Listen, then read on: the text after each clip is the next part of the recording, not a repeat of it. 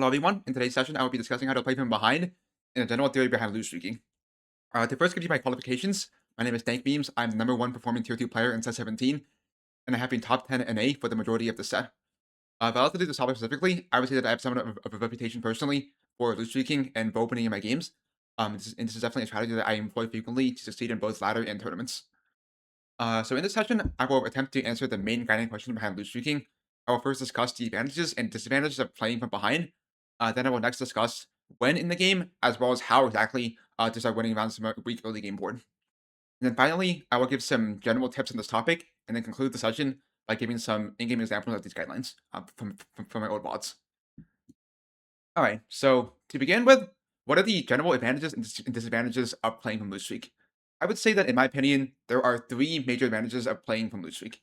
The first is the most obvious, which is having greater agency over the items that you choose. So in past sets, this came about by having first pick on the carousel, being able to choose which unit and component you want on the carousel before the other players. Um, Obviously, in this set, the way that this is expressed is through component animals. If you are, 7th or 8th pick on the carousel, so on the neutral mount on stage 2 and stage 3, you will have 2 component animals. If you're 5th and 6th pick, you will have 1.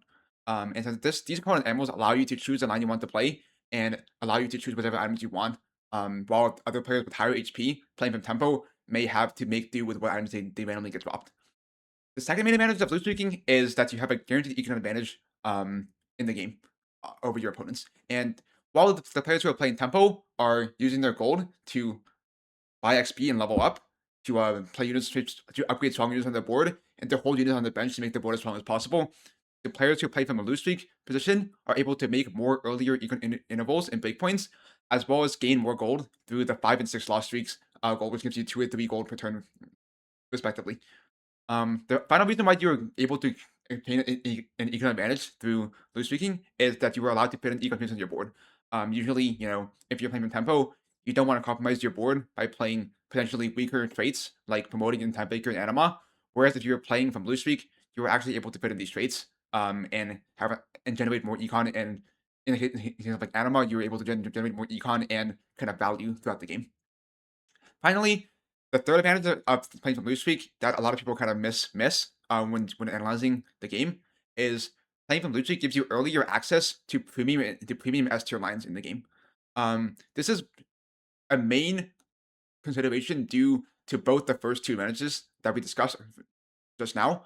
Number one, premium S tier lines often use very specific items that are required to enable the line. For example, a lot of lines require very specific components, such as Core Keeper requiring two or three BF swords to make your DB with Trupus. In the past, there's not really a Ginty line this set, but in the past, it's very frequent that like you would need like a bow, or even multiple bows off the first few carousels, to make a Ginty's Rage Blade. In this set, I suppose Zaya is a pretty similar comparison to this. And additionally, the game TFT is kind of a self-balancing game in the sense that if there's a line in the game that is too powerful in the current meta, there will be more than one player trying to angle this line, and thus contesting the line makes like the overall placement of the line go down, even if the neutral AVP of the line is much higher than average. So having true best for your line and having a guaranteed income advantage over your opponents through like allows you to roll first for the premium line. And when there's one line in the game that's much higher priority than the other lines in the game, this is what full opening and lose streaking allows you to play. Now let's move on to the disadvantages of this lose streak strategy.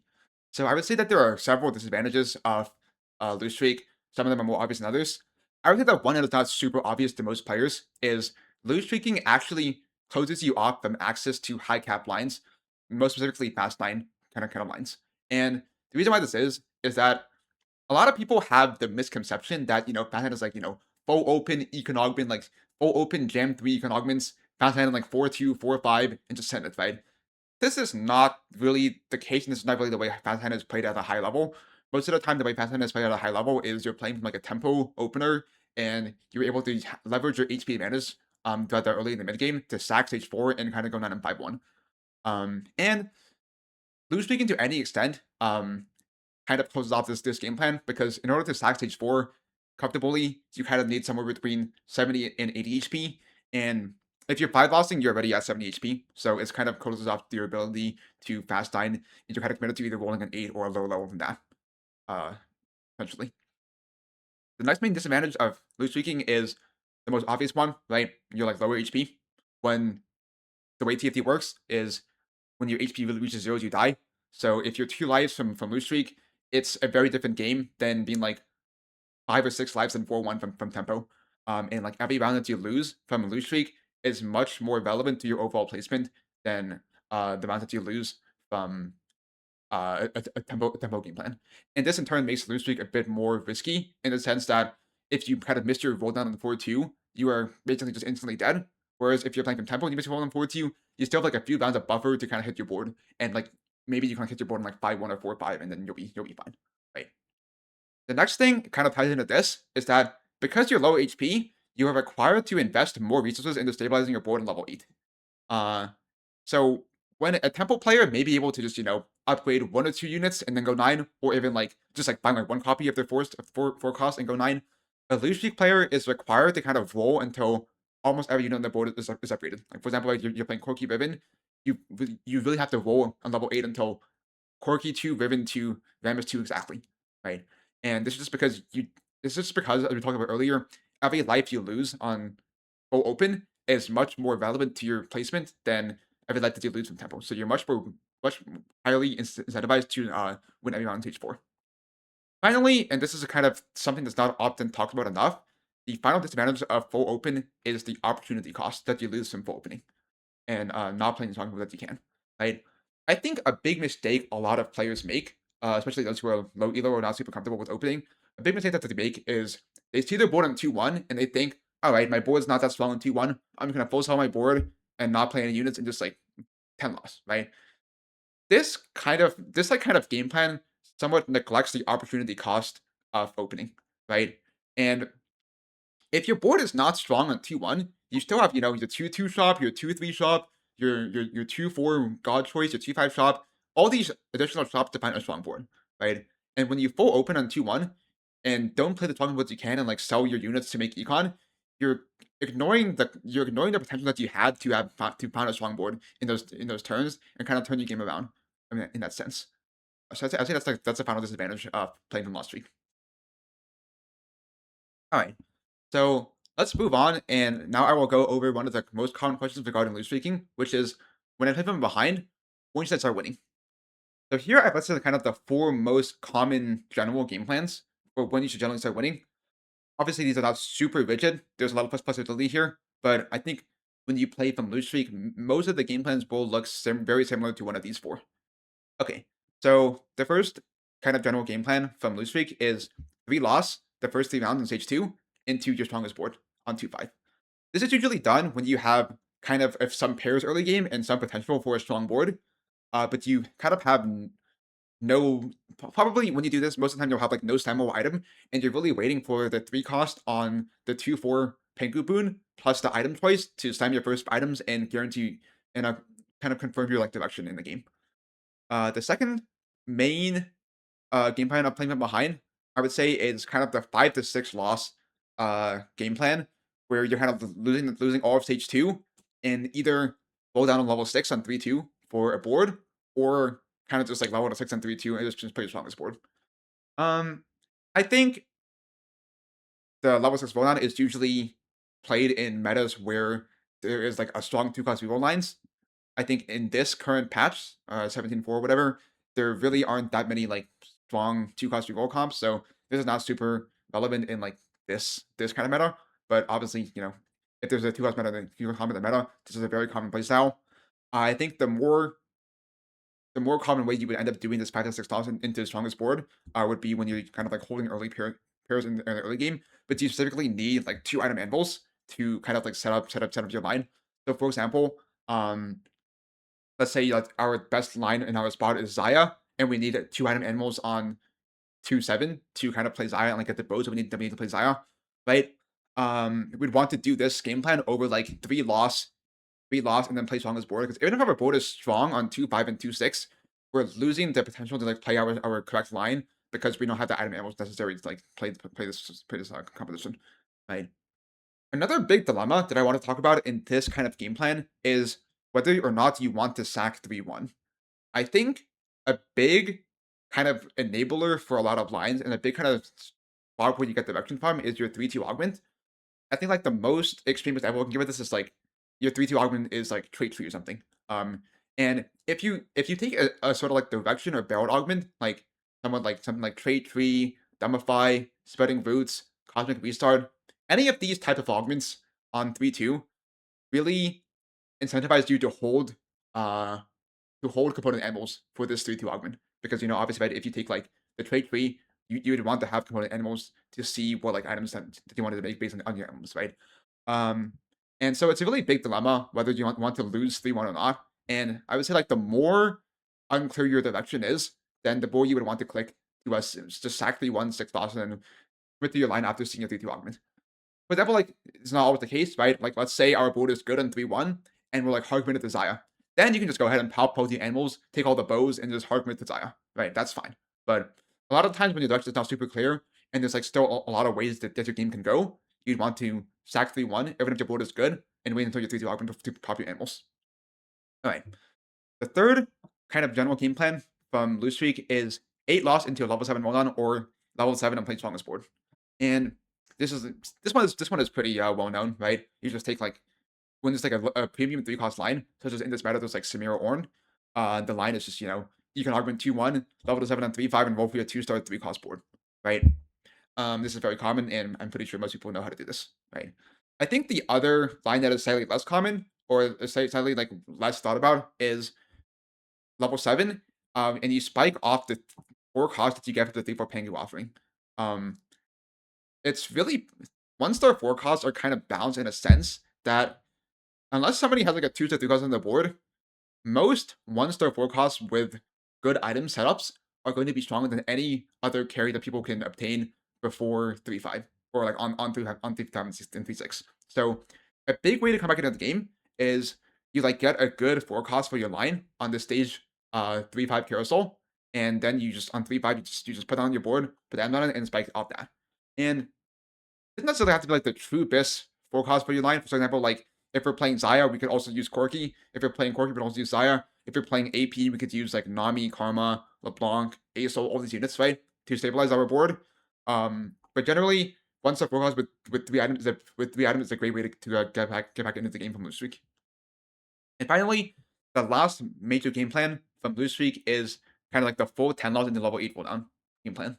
And I would say this is obviously like the most risky one out of these 4, right? When you 10 loss, you're the lowest HP. You have like the like least leeway to work with. I would say if you could like 5 loss stage 2, you would much rather generally either like win like 3 or 4 rounds or even like 2 rounds on stage 3 because you just be up so much HP and with like similar econ. However, I would say that 10 loss is really enabled in general, and what really makes 10 loss viable is scaling traits and augments. So the most common example is Loose Streak traits. Like in this set, it's Anima, Ishtal, Fortune, Mercenary, like Piltover, whatever, right? But if you have a scaling econ trait, these traits usually reward and loss streaking very heavily, right? The other example is sacking augments and scaling augments, such as Comeback Story, Expedition, and these augments allow you to sack more rounds because the payoff of your board is much higher and your board will overall be much more stable on stage 4. I would say the other enabler of 10 loss and like full 10 loss into 4-1 rolldowns are when there's like one unbalanced line in the meta. The best example I can give this set is like Serpent Zaya probably 1 patch ago. If it was like Serpent Zaya, it's completely viable just to full open on 2-1, take econ, full open on 2-1, take every bow from animal, and just hard force Zaya on 4-1, and you're probably if you like hit your board on 4-1, you'll probably like win the game most of the time, right? The like historical example I can give you is like Fairy Callista, right? I think everybody knows that one. Just like lose 3 rounds, take bow up carousel, lose 10 rounds, 4-1, roll for 1 Callista, 1 Recon, and your board is stable for like the rest of the game, right? And this is not to say that like if you full open, you must be playing the like super unbalanced S tier line. It's also completely acceptable to play Loose Streak if you have like a really good setup for an A tier line, Like for example, let's say we have like fortune strength for quirky, or just like any other like good augment, good like general augment setup with item quality for a like A tier line. But obviously, if you're playing in loose streak, the biggest advantage of this playstyle is that you are able to play whatever comp you want and roll before the other players in lobby. So generally, you do want to be playing the best line in the game, if possible. All right. So moving on, the next kind of guiding question that I think a lot of people ask when playing loose streak is, how exactly do I start winning rounds? And to be honest, this is probably one of the most difficult aspects of loose streaking, and I don't think it's really possible to cover all the nuance of this in a few minutes. Truly, loose streaking is like a skill that you really just have to like practice throughout sets. I think I've played like probably like 300 loose streak games a set since like set 10 or like whatever, right? So the more that you play this playstyle and the more that you like kind of practice and see what works, what doesn't work, when you top 4, when you win the game, when you go 8, when you go bot, when you go like bot 4, the more that you practice the skill, the more you can actually really understand like what things work and what things don't work. But in general, I can still give you some advice. So I think the general theory of how to start winning rounds from loot streak is you generally want to leverage your item and economic advantage of your opponents to compensate for a potentially lower quality board. So how do we leverage our item and economic advantage? Generally this resolves itself as like slamming 3 carry items on stage 3. So let's say like we're playing AP. What this would look like is on stage 3, we have like, and let's say like Aurora is a strong unit. We're playing around an Aurora 1 with 3 items, like three premium quality items like Trojan, Void Staff, Decap, whereas our opponents do not have the same item quality as we do. Our opponents will probably have like one carry item, like one tank item, because they are playing from win streak, and they like don't have like the same agency over their components as we do, right? The way you leverage econ advantage usually resolves itself as either like being able to roll on level 6. So for example, let's say that our augment is like Patrons of Virtue or Calc Loss. What we can do is then use our rolls on level 6 or 7 to spike our board and see more drops in our opponents and transform our gold from early game into the mid game. And that will make our board on par with our opponents, right? And I guess like the final way to like manifest itself is by like pushing levels earlier than your opponents. So like for example, level 7 on 3-2, level 6 on 3-1, level 8 on 4-1, and just being like a higher level than your opponents allows you to just obviously play more units, see higher level shops, and that's kind of how you like come back into the game. The next one I would say is that usually from loose streak, the best loose streak spots are when you're able to hold strong mid game units without compromising your loss streak. A lot of the time, what happens is that you're scouting on stage 2. There's a person in your pool who's like also very weak, and you kind of have to like sell your units and play a weaker board to like outsack them, right? This is kind of like the worst side of loose streaking, where you don't really want to be like selling your strong board and just like you're not strong board, but like selling your like strong units to force the 5 loss. Although sometimes you obviously like, if someone who's like sacking you, then you have to. But this is obviously going to be a lot worse than like keeping the units to try to make a strong board on stage 3, right? So the best losing spots really are the ones where you're able to like kind of hold units and kind of stabilize on stage 3. And kind of like the worst losing spots when the ones you're like playing 0 units total and you're kind of just like playing on stage 3 that you can like save some HP or like high or something, right? The general tips that I would give people who are looking to try to lose streak more, is that you first want to identify both strong, 2 cost to 4 cost carries and tanks that are very efficient with items and overtuning the current meta, as well as identifying strong and cheap early game traits that give a lot of passive board strength. So I think the best examples I can give from this set are units in this set that are really strong early game are like Alawi, Zoe, Milio, Samira, Kai'Sa before nerfs. And these units, even at 1 star, are like competitive with a lot of like 2-star 1 cost, a lot of like strong early game boards. And slamming 3 items on the units early can really makes your board a lot stronger than the average power level of the board that's like playing tempo. And even if you don't end up winning a lot of the rounds, a lot of units like this can end up killing a lot of units, which is really good for your game plan, which allows you to just like save multiple lives on stage 3. For traits, it's kind of similar. You just kind of want to look at the traits, look at the traits in the game, and see which traits give a lot of passive board strength. So for example, right, when you're playing from blue streak, it's a lot better to have traits that give passive board strength versus trades that give like board strength that scales off your units. So for example, a trade that gives passive board strength is Voyager, to some extent. Because Voyagers give your tanks of like flash shield. Like your tanks will get like a flash shield of like 200 at the start of the fight. Compare this to a trade like Vogue, right? Vogue is a really selfish trade in the sense of like it only buffs your Vogue units, and the trade scales off how good your like Vogue units are and like how strong they are. So trades like Shepherd, Voyager, Meeple, in past sets, you remember like Piltover and Defender or like Bastion and like throughout TFT's history. These traits that get passive board strength are going to be a lot better than traits that kind of scale off your the quality of your units. And these are the traits that you want to focus on playing early game in general. And I think like understanding this kind of like overall strategy and like overall like mechanics of the game really helps you realize like which boards early game actually succeed and which boards don't.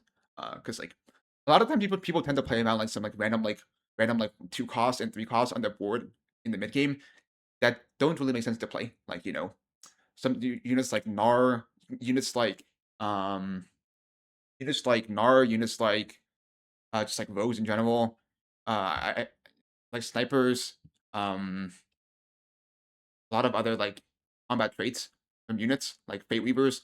A lot of these traits are really selfish and only buff their like units themselves and don't give you any like strength to your board, which is pretty bad. When your board is probably going to be weaker than the other boards in the lobby. All right, so finally, the next thing to consider, and the final thing to consider here is your power spikes. The very common power spikes from Blue Streak are kind of the 2-4 and 3-4 Pengu gifts. This is like a really common power spike because on 2-5, on 2-4 from Blue Streak, you were able to choose your 3 cost. A lot of the times it's really easy to like stabilize your board off at 3 cost. Like for example, like let's say we're like losing the first 3 rounds, we find an Ornn on 2-4 for our 3 cost, and we're just stabilized off like Ornn with like a thing item, right? This is very common. Same thing on, you know, stage 3. We are 8 loss. We find a like Corki on 3-4 and play on Corki for like the next 3 rounds, right? Other power spikes include your 3-2 augment and kind of your like 2-7 neutral round where you get 2 component animals and you're like able to pop the 2 component animals and make 4 items, right? All right. So I'd say that's just the general kind of thought process that goes behind winning rounds from Blue Streak.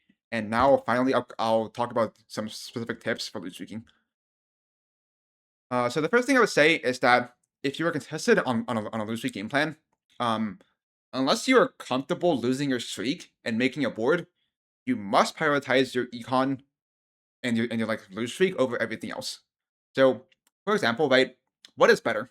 Is it better to have Timebreaker and lose your lose streak, or sell Timebreaker and keep your lose streak? In most metas, it will always be better to sell your econ trade and commit to the 5 loss. And the reason why this is just like the goal that you get from 5 loss every turn just really snowballs throughout the game, and it's like the most important resource in the game, right? When you lose 6 rounds in a row, you're making 3 gold per turn, right? And this is more value than any econ trade in the game. So I would say like the biggest thing that you can do. This is a very common mistake that a lot of players make, where their board is weak on 2-1. They play like some random units on their board. They scout and they fight a guy who's like full open, and then their streak is like lose, win, lose, lose, lose. The game is over, right? I feel like every player in that's like played like one game of TFT past like a platinum level will like know this, right? Like it's like the classic lose, win, lose, lose, lose, no board, no econ, homeless in your 8th, right? And the way to avoid this is really just like if you're contested open and you know on 2-1 your board is going to be weak, you must just full sell your entire board.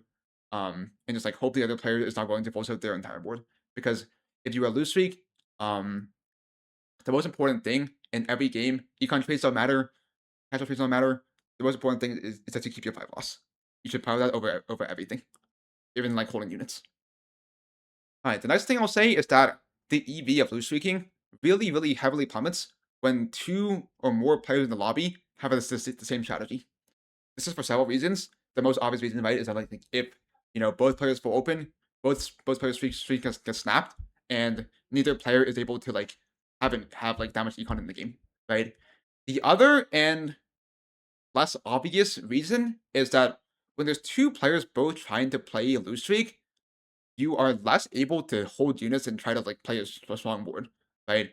So if you're the only person playing lose streak and you're the weakest person in the lobby, if you know that you're going to be the weakest person in the lobby and everyone else in the lobby trying to play tempo, you can keep every unit on your board, and you can keep every unit on your bench and try to like hold units to play a strong board in stage 3, right?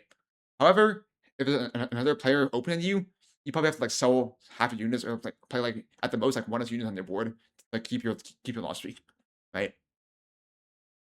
So I think that generally from open, if you see another player heavily committed to like open play style, if you can play a tempo game, it's probably better to do that than lose streak. Alright. So next I wanted to discuss a very common misconception in the game, which is that lose streak is kind of like a first or eighth playstyle. It's like very risky, and either you're like gonna go eighth on stage 4 or you're gonna win out. I think this is not true, and while certainly lose streak can go eighth frequently, I would, to be honest, I would say that the most common placement of a lose streak or like 8 loss, 10 loss is probably third to a sixth place. The reason why this is because when you open, you're not. It's pretty hard to lose rounds in stage 4 with true best items and like true best item quality and like you can advantage, right? Most of the time, tempo players will not be able to make strong enough boards in stage 4 to beat you unless you like really lower your units. I think the most common lines that go 8th are like tempo into bad item quality into contested and some forecast line into like 7th or 8th, right? Lose League is not really that risky of a playstyle, to be honest. Um, it's also not super high win share because a lot of the time the line that wins the game is the one where like tempo player full 100 streaks and goes like fast 9, right? If fast 9 is like a viable comp in the meta. So I think what does this mean in terms of like how you want to play the game? This means that you just really don't want to like kind of greed too much into like win out, right? So you should be more comfortable just rolling down all your gold level 8, winning as many rounds as possible in stage 4 and 5, and kind of like if you die later to the fast time players, you're just gonna die later to the fast time players, and your goal is really to like go like 4th, 5th, 3rd, 2nd before that, like before the like high cap players are actually able to like cap the boards, right? Okay. The next tip I would general tip I would give is that when playing from Blue Streak, you really, really want to abuse as many econ traits as possible. Since you're like not playing a board, this allows you to be really greedy with the traits that you play in your board. And the value of econ traits like Arbiter, Promoting, Time Baker, Skyrockets. It's very common to like hold every one of these units on your board, and like it's very common in stage 3 for example to be playing like multiple of these traits, such as either like Arbiter and Time Baker, Promoting and Time Baker, Anima and Promoting. Any of these traits combined with each other gives you a lot of econ throughout the game. So these units that give these econ traits are much higher power from loot streak than any other like, units in the game. Alright, the next general tip I can give is that when you try to stabilize your board after a 5 loss, the goal is not to win every round, right? Even if you like lose, win, lose, win, lose, stage 3, this is completely fine. And it's actually much better than like full 10 lossing, right? Because what this allows you to do is it really allows you to kind of just like comfortably forward to your game. Um, if you're playing from 5 loss, you will already have a lot of econ, and you probably already have like a big econ advantage over your opponents, right?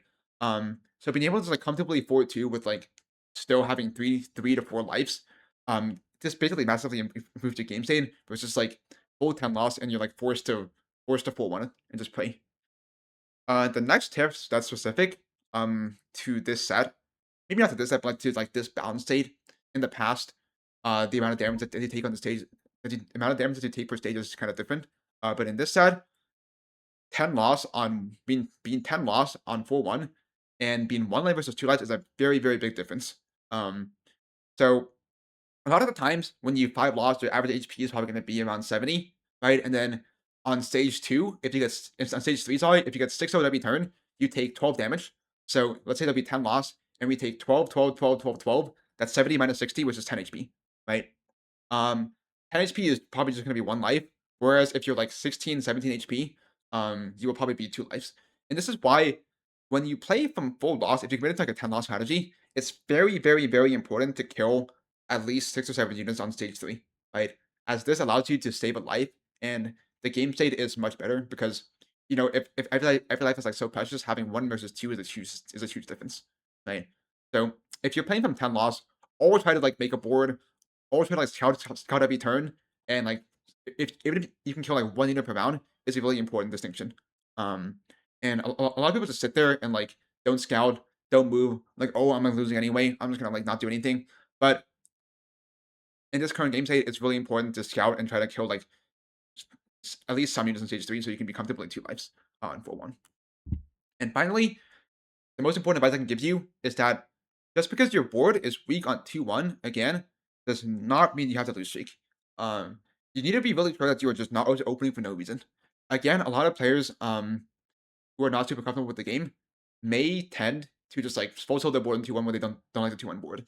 But if you do have the potential to make your board strong on 2-1, and like even if your board is not immediately strong, you have the potential to like make your board stronger later. It's really important to consider very heavily the opportunity cost of selling your board.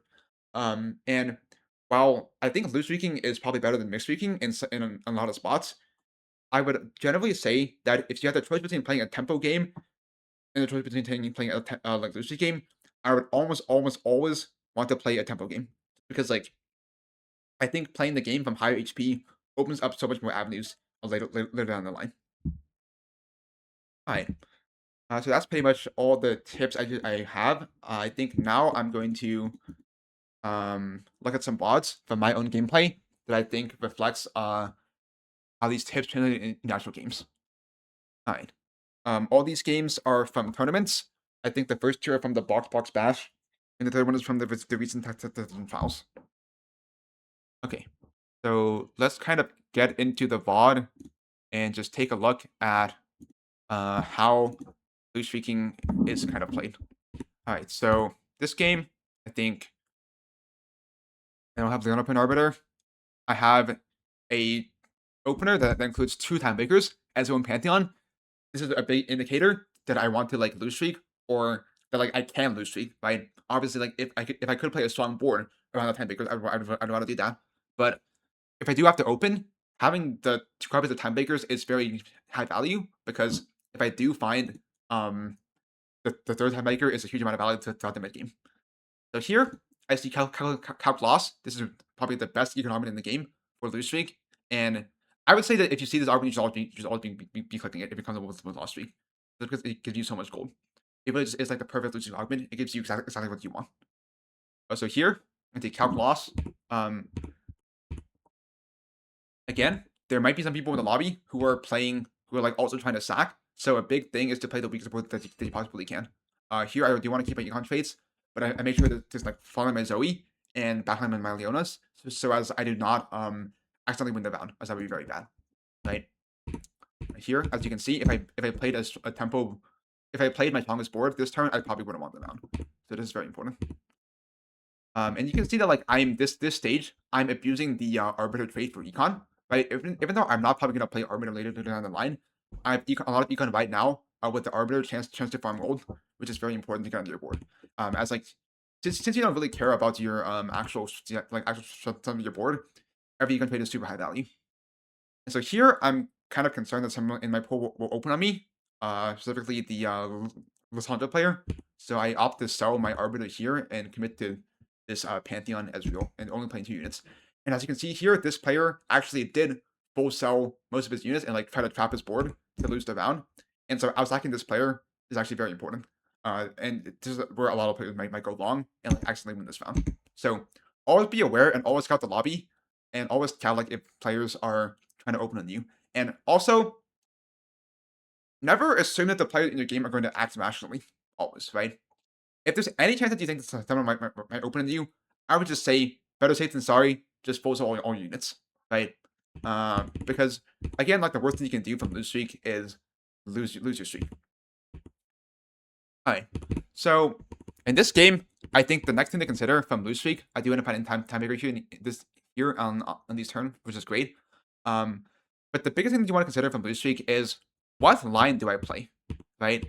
And the lines you play from blue streak generally, again, kind of based off like the meta of the game. So in this tournament that I was playing, Zaya was a premium line, so I thought I should just play Zaya this game. And as such, I take items from my animals that are like suited for Zaya. Here I actually missed a bow on both animals, but that's okay. I think it's fine. You can still get 2 bows on later, and it's probably going to be okay if the comp is actually good. So here, even though I do have calc loss and I am rewarded for like continuing to lose with like a lot of econ, right? Every turn I lose is like 7 to 8 gold. I think at this point, I still would rather try to play upward, right? From this point, my econ is already so stable. I'm level 570 with 7 free rerolls already. From this point, there's no way my econ can ever be bad this game. So, like that extent, I would rather in this spot try to win rounds and try to save HP, than like just like force on my entire board and like commit to like the 10 loss. Because if I do end up saving HP, I will have the best of both worlds, right? I will have good items and HP, and I will still have a lot of econ in the game.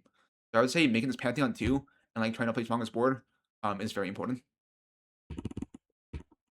Fast forward again. A big thing to do is to look out for strong early game units. So here, my perception is that Samira is a strong early game unit, and Samira is a very good item holder for like units like Zaya and Corki that use 80 items. So here, I do try to hold the Samira and try to like play around the Samira on these turns in order to like kill some units.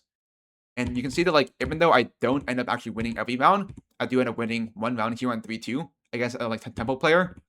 I lose the round on 3-3, but I do end up killing like several units. I think I kill almost killed 3. And then here I'm able to find here I believe I'm able to find a okay, well here it's bow, but if ultimately I could have taken the Nunu to stabilize my board.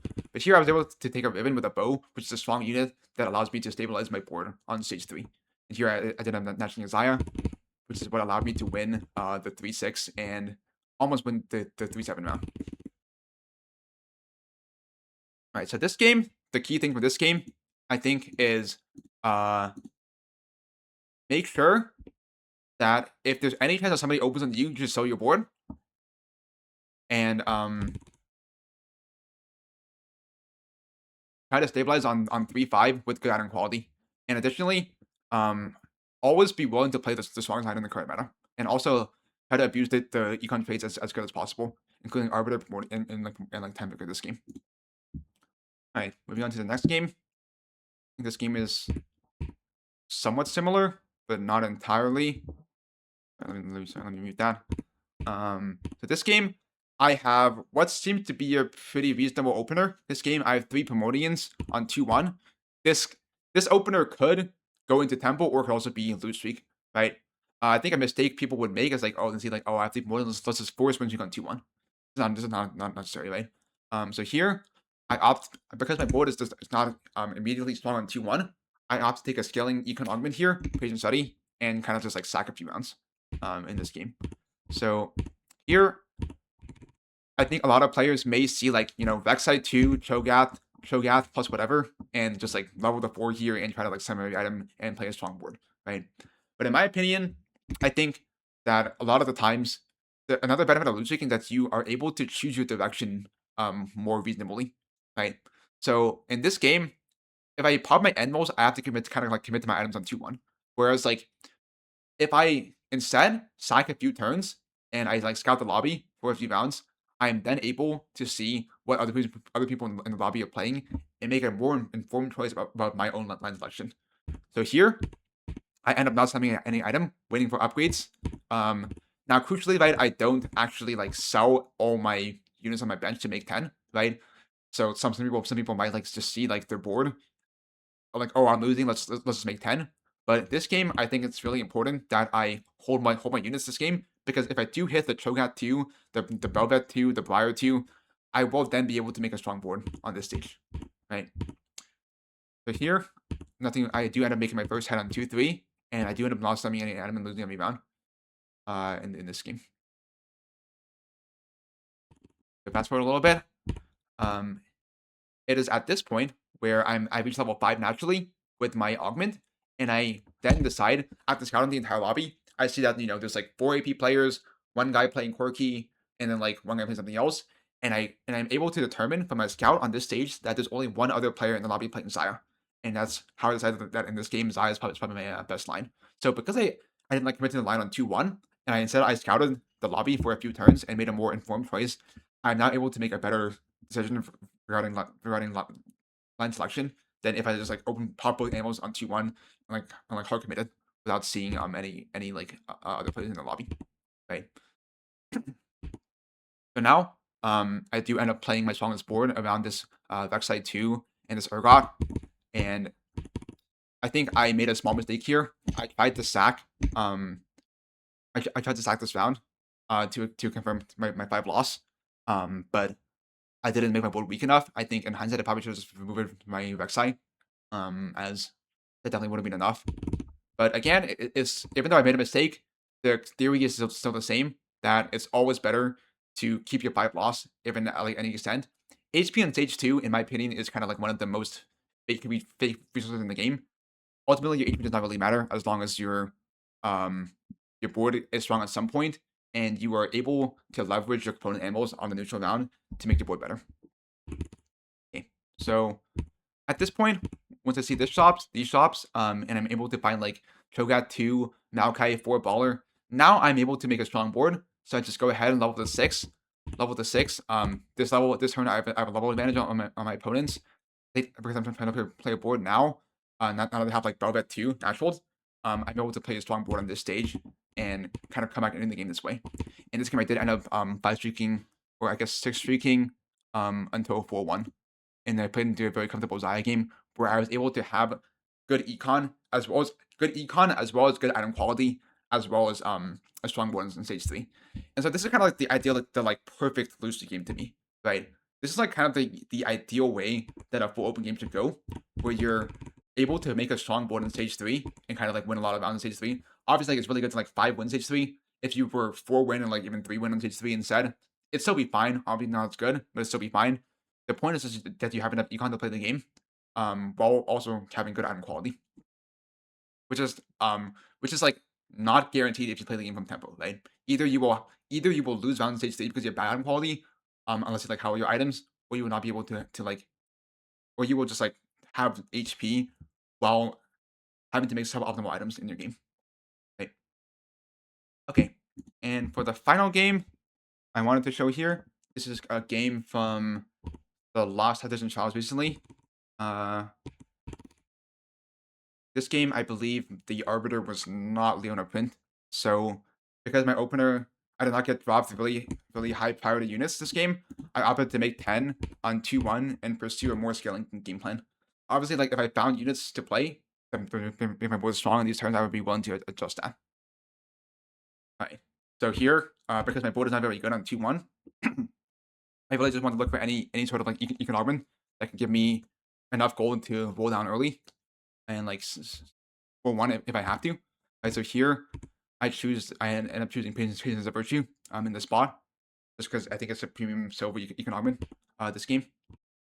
And in this game, I do end up having the Time Maker trait in the early game, right? Which does give me another lever of econ to have on my board, right?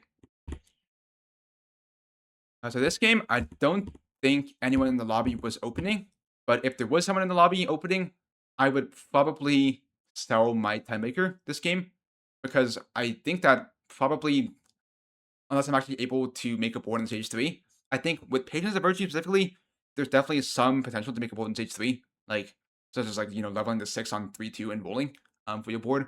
So I wouldn't be super committed to the like selling Time Makers and like full loot streaking, but it's definitely like an option that I would have in the back of my head.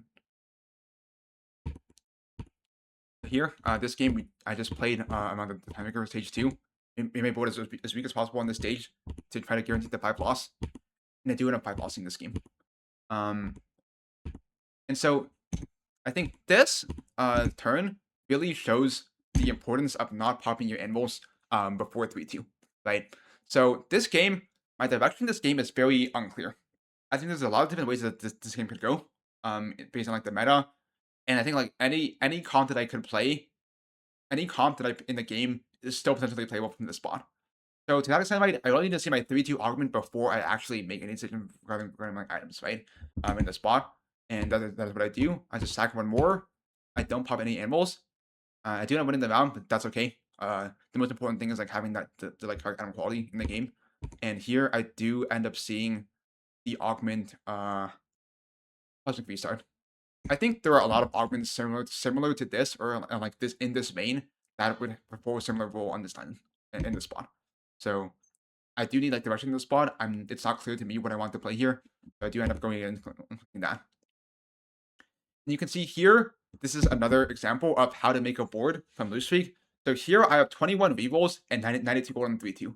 And what you should do from here is you should for sure level up to level 7 here and roll to make a strong board on this stage, right? I already have a big advantage over the lobby. So the best thing I can do at this point is just make a strong board on this stage and save some HP. So here I do end up leveling 7 this turn, I believe, buying the triple MF in my shop and trying to play on this for the next few rounds. But I do end up just trying to hold the strongest board I possibly can. I think at this point I was again like in these spots you don't have to win every round, right? The point is just like to save HP and not be like 3 lives, 2 lives on 4-2, right? But in this spot I did end up seeing like the ribbon, and then I decided to just roll until I found Timebreaker this spot. So I found an Ezreal and I just put 3 Timebreaker board, and now I have Econ while also maintaining my board strength in this spot. This stage, I do end up just playing my strongest board, popping every item because like I have the direction from my board emblem and my Sonic emblem. I determined that my best line in the spot is to play amount of AP flex this game. So I do the pop my items for AP items and play the game from this spot. Found this MF2 I found on my rolldown. And in this game, even though I don't win every round this stage, right? I think I lost the 3-2 round and I lost this 3-6 round. If I didn't win every round, I won enough rounds to comfortably 4-2, still on 2 lives. In this spot, I did 4-1 because it was perfect and I won 4-1, and I'm super rich from Timemaker this game. But I did 4-1 this game, but I think if I did want the 4-2 from this spot, it would be completely reasonable. Maybe not this spot exactly, but like if I had this HP and I was gonna 4-sack 1 more and 4-2, that would be very reasonable this game. All right, so main learnings from these VODs, kind of just what we were talking about earlier in the presentation.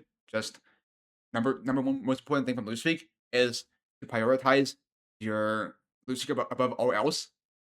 Number 2 is from loose streak, the best loose streak spots are the ones where you can lose while keeping units and while like trying to play a strong board later.